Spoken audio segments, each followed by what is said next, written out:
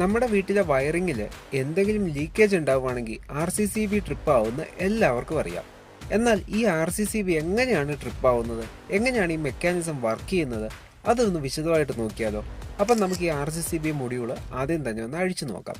ഇത് അഴിക്കുമ്പോൾ നമുക്ക് കാണാൻ സാധിക്കുന്നത് പ്രത്യേക രീതിയിൽ കോൺഫിഗർ ചെയ്തിട്ടുള്ള ഒരു സെറ്റ് വയറുകളാണ്. യഥാർത്ഥത്തിൽ ഈ വയർ എങ്ങനെയാണ് ട്രിപ്പ് ആക്കുന്നത് അതറിയണമെങ്കിൽ ഈ ഒരു സെറ്റപ്പ് എന്താണെന്ന് നമ്മൾ അറിഞ്ഞിരിക്കണം. കാഴ്ചയിൽ ഒരു ടൊറോയിഡൽ ട്രാൻസ്ഫോമർ പോലെ തോന്നുമെങ്കിലും ഇതാണ് കറണ്ട് സെൻസിങ് ട്രാൻസ്ഫോമർ. ഇതിൽ 3 സെറ്റ് വൈൻഡിങ് ഉണ്ട്. വിശദമായിട്ട് പറഞ്ഞു തരാം.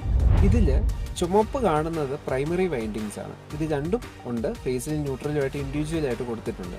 ഇതിൽ നീല കാണുന്ന സെക്കൻഡറി വൈൻഡിങ് ആണ്. ഈ സെക്കൻഡറി വൈൻഡിങ് നേരെ പോയിരിക്കുന്നത് ഒരു ട്രിപ്പിംഗ് മെക്കാനിസത്തിലേക്കാണ്. കുറച്ചും കൂടെ വിശദമായിട്ട് നോക്കുവാണെങ്കിൽ നമ്മൾ ഫേസിൽ കൂടെ വരുന്ന കറണ്ട് ന്യൂട്രലിൽ കൂടെ ചെന്ന് അവസാനിക്കുമ്പോഴാണ് സർക്യൂട്ട് കംപ്ലീറ്റ് ആവുന്നത്. അപ്പോൾ നമ്മുടെ സർക്യൂട്ട് ബാലൻസ്ഡ് ആയിരിക്കും.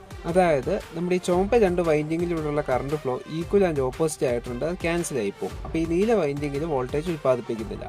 ഇനി എന്തെങ്കിലും കാരണവശാൽ ഒരു ലീക്കേജ് സംഭവിക്കുകയാണെങ്കിൽ ഈ ഒരു ബാലൻസ് നഷ്ടപ്പെടുകയും നമ്മുടെ ഓക്സിലറി കോയിലിൽ നിന്ന് EMF ഉൽപ്പാദിപ്പിച്ച് നമ്മുടെ ഈ സെക്കൻഡറി ആയിട്ടുള്ള ലോക്കിംഗ് മെക്കാനിസത്തിൽ ആക്ടിവേറ്റ് ചെയ്യുകയും ചെയ്യുന്നു. ഇത് ആക്റ്റീവായി കഴിഞ്ഞാൽ ഇതിനകത്തൊരു ലിവറുണ്ട്, ആ ലിവർ പുറത്തേക്ക് തള്ളി വരും.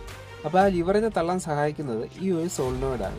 എപ്പോഴാണോ ആ ലിവർ തള്ളി വരുന്നത് അന്നേരം ഈ ട്രിപ്പിംഗ് മെക്കാനിസം അഥവാ ഓട്ടോമാറ്റിക്കായിട്ട് സർക്യൂട്ട് ഡിസ്കണക്ട് ചെയ്യാനുള്ള പാത്ത് ആക്ടിവേറ്റ് ചെയ്ത് ഡിസ്കണക്ട് ആക്കും. നിങ്ങൾക്കിപ്പോൾ കാണാൻ പറ്റും സർക്യൂട്ട് എങ്ങനെയാണ് ഡിസ്കണക്ട് ചെയ്യുന്നത്.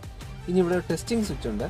ഇത് നമ്മൾ പ്രസ് ചെയ്യുന്നത് വഴി ഏതെങ്കിലും ഒരു ചാനൽ, അതായത് ഫേസോ ന്യൂട്രലോ ഒന്ന് ബൈപ്പാസ് ചെയ്യുക ചെയ്യുന്നത്. അപ്പോഴും ഈ പറയുന്ന ഡിഫറൻഷ്യൽ വോൾട്ടേജ് അവിടെ ഡെവലപ്പ് ആവും, അങ്ങനെ ട്രിപ്പ് ആവും. ഇതിൽ ഉപയോഗിക്കുന്ന കോപ്പർ ക്ലാസ് 6 വിഭാഗത്തിൽപ്പെട്ടതാണ്, കൂടുതൽ കറണ്ട് ക്യാരി ചെയ്യുന്നത്. എൻ്റെ ഒരു നിരീക്ഷണത്തിൽ ഏറ്റവും കൂടുതൽ RCCB ട്രിപ്പ് ആക്കുന്ന ചില വീട്ടുപകരണങ്ങൾ കാണിച്ചു തരാം. ഫാന്, AC, അതുപോലെ തന്നെ നമ്മുടെ വാഷിംഗ് മെഷീന്, അത് മിക്കവാറും ട്രിപ്പാക്കാനുള്ള സാധ്യത വളരെ കൂടുതലാണ്.